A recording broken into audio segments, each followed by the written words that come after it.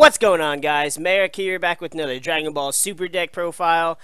Over the past weekend, we got to playtest this deck a little bit more. People are getting antsy for the release of Set 5 this coming weekend, but we definitely wanted to make sure that we got to test this deck out a little bit more, because I really liked it in theory, and it was a lot of fun to actually get to play the deck as well. I got to use some old favorites sprinkled together with the support of some new cards as well, and for the leader, I really couldn't think of anything better to run than what has turned out to not be such a terrible leader, and it's the Union Force Red Son Goku.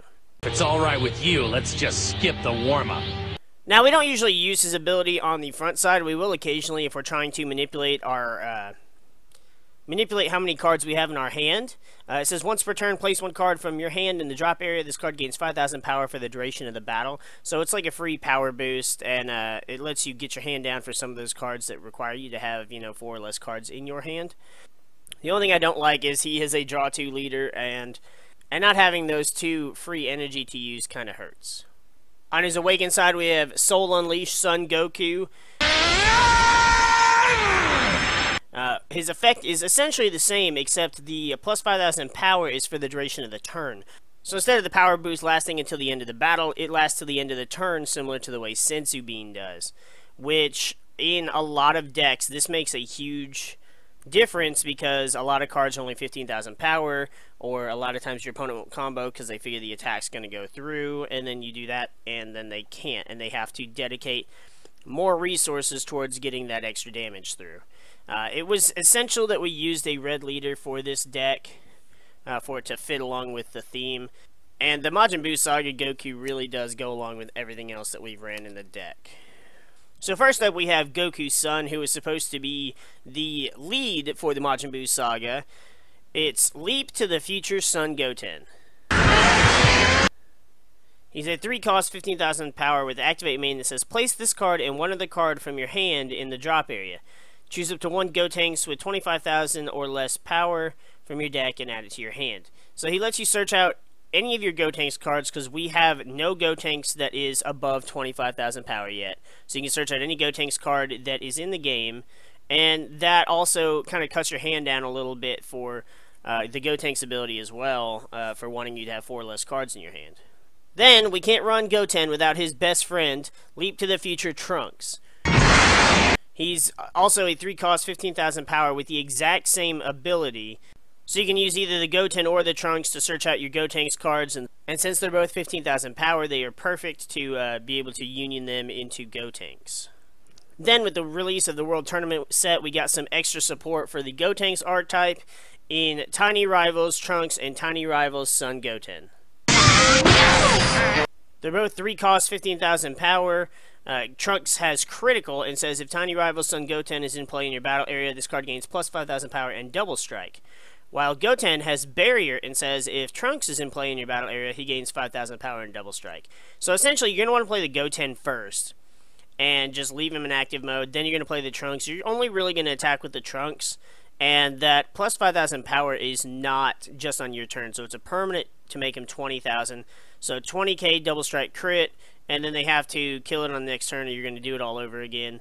Goten, he has double strike, but unless you're really trying to get greedy or push for game, I would not bother attacking with him. That way you can just drop a Trunks and do it all over again. Now the combo is really nice because it gives you an extra option if fusion is not the best way to go, or if cutting your card advantage down is not worth dropping all the way to 4 cards. And this also gives you an extra option as well if you don't see any of the Gotenks cards. Then it gives you a second win con strategy.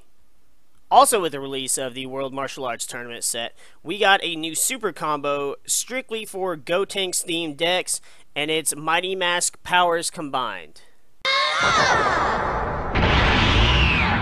Now, unlike most super combos that say you get to draw a card, this one says when you combo with this card, if your leader is red and your life is 4 or less, you may choose one card in your hand, place it in the drop area, and if you do so, it gains 10,000 power for the duration of the turn. Then you choose a red Son Goten and a red Trunks Youth, each with 15,000 or less power, and add them to your hand. So you still end up with the same number of cards you would with a regular super combo. However, this lets you search out your Goten and your Trunks for you to play your Gotenks cards. And that also really allows you to get extra cards for discarding for the leader's ability, as well as also having more cards that you can play as energy.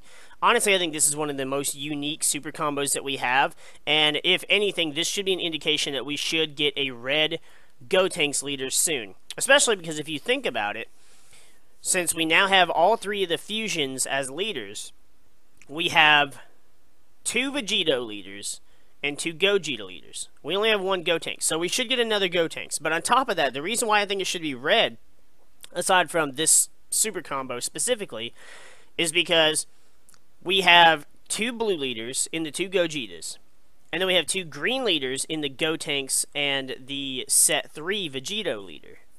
So that leaves us with only one red leader, being the Union Force Vegito. So I think the new Gotenks leader would be red to kind of balance those out.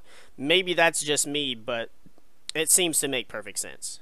Then we've got the star of the deck himself, Prodigy Fusions Super Saiyan Gotenks. He's a 4-cost 15,000, but you Union Fusion him for 1 red and 1 other energy, with a Son Goten and Trunks with the same power level, and you place them from your hand into the drop area.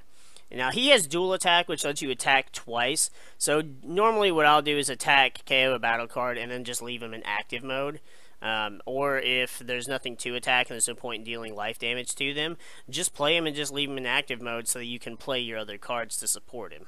The biggest card, of course, being Ghost Attack Super Saiyan 3 Gotenks. Splitting Head! This was one of the more popular cards during the Set 2 era. He's a 5-cost 20,000 that you can evolve for 2 red and 2 other on top of a Gotenks. And his permanent says, if you have 4 or less cards in your hand, this card and all of your Ghost tokens gain... If you have 4 or less cards in your hand, this card and all of your Ghost tokens gain Double Strike. And when you play this card, you play 3 Ghost tokens. So this lets you use those new Ghost token cards we got with the Ultimate Box, and having all those tokens, all at 15,000 power, and giving them Double Strike, plus having Gotenks himself at Double Strike. That's a lot of extra damage coming at your opponent. Then, speaking of the Ultimate Box, we have another card that supports the Gotenks theme, and it's Ghost Combo Gotenks. Now, he's a 4-cost 20,000 power with Double Strike. That says, when you combo with this card, if your leader card is red, which further supports my theory that we should definitely be getting a red Gotenks leader, and you have 4 or less cards in your hand, play 1 Ghost token in rest mode. Now, I never actually play him. There's no need to. Like, okay, he's got Double Strike. That's great and all, but why? I just combo him for 1 and get the Ghost token, and that's an extra 10,000.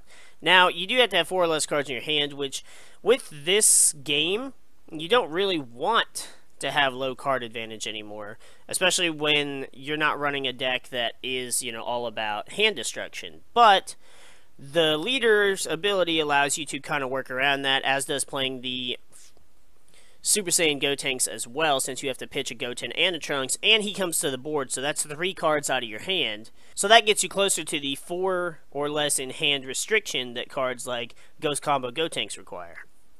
Then, furthering the theme of Ghost tokens, we run 4 Super Ghost Kamikaze attack. If you mess with the ghost, you'll be toast! It's a 2-cost extra card that says if Gotenks is in your leader area or battle area, play 2 Ghost tokens. So, it basically, for 2 energy, you generate 2 15,000 beaters that don't do anything besides be able to attack, because you can't even combo with the Ghost tokens.